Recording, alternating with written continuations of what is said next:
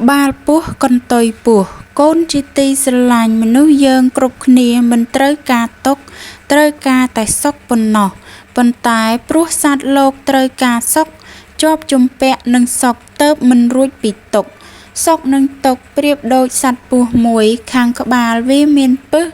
ចូលទៅចិត្តវានឹងខំបើចាប់កន្ទុយវាពិតជាស្រួលដៃណាស់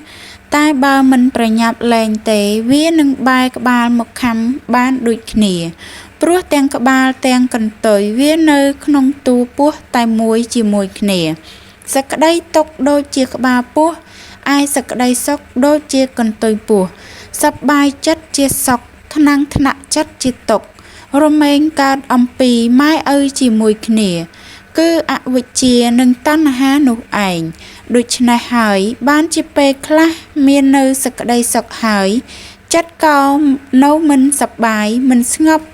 ទាំងដែលបាននៅរបស់ដែលពេញចិត្តផងដូចជាបានលៀបបានយោះជាដើមបានមកហើយសប្បាយចិត្តក៏ពិតមែនតែវាក៏នៅមិនស្ងប់ពិតព្រោះនៅភ័យខ្លាចពីការបាត់បង់ការភ័យខ្លាចជាមូលហេតុមិនឲ្យមាននៅសក្តីស្ងប់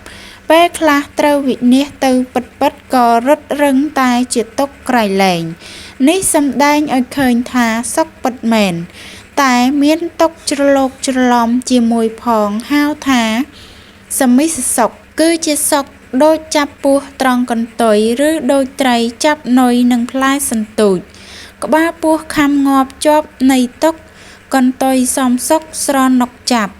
តែបើមិនលែងរមែងស្លាប់ការចាប់ញ៉ាំងលោកឲ្យសោកការ